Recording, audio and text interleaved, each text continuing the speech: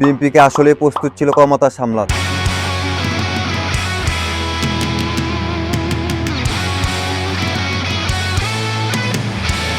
দীর্ঘ 17 বছর পর তারেক রহমান প্রধানমন্ত্রী হলেন। জনগণের প্রত্যাশা ছিল আকাশ ছোঁয়া, কিন্তু কয়েক সপ্তাহের মাথায় প্রশ্ন উঠেছে, বিএনপিকে আসলে প্রস্তুত ছিল ক্ষমতা সামলাতে। বিএনপি ক্ষমতায় আসার পরেই সামনে এলো ভয়াবহ বাস্তবতা। দেশে গ্যাসের তুলনায় চাহিদা কম, পেট্রোল পাম্পে ঘন্টার পর ঘন্টা লাইন, দোকানপাট সন্ধ্যা 6টার আগে বন্ধের নির্দেশ, অফিসে আওয়ার কাটছা, আর গার্মেন্টস সেক্টরে উৎপাদনের দশ, যে সেক্টরের উপর দেশের রপ্তানির আয়ের 80% নির্ভরশীল, আর সেটা এখন হুমকিতে। বিএনপির সবচেয়ে বড় কথা হলো তার নিজের কর্মীরাই।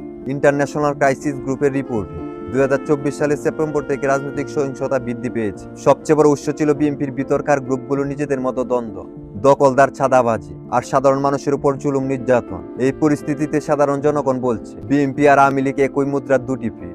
আরে যেই পাঙ্গাস মানুষ 60 টাকা 70 টাকা খাইতো না, আমরা ফ্যামিলি কাটতে ব্যস্ত, কিন্তু আমরা দেখা গেছে যে এই যে পরিবর্তন উন্নত নিয়ে আমরা কোনো ব্যস্ত নাই। নির্বাচনী প্রচারণায় বিএনপি ওয়াদা করেছিল 1 কোটি নতুন কর্মস্থান গড়বে, কিন্তু বিশেষজ্ঞরা বলছে এই লক্ষ্য পূরণ করতে গেলে আগে বিদ্যুতের প্রয়োজন বিদেশি বিনিয়োগ ও স্থিতিশীল প্রশাসন। তিনটির মধ্যে কোনোটি এখন নেই। 180 দিনের পরিকল্পনা হয়েছে ঠিকই, কিন্তু ট্রেকের রেকর্ডে বাস্তবায়ন এখনো শূন্য। জুলাই আন্দোলনের যে প্রজন্ম রাস্তায় নেমে সরকার বদলেছিল, তারা এখন আরো সচেতন এবং অধৈর্য।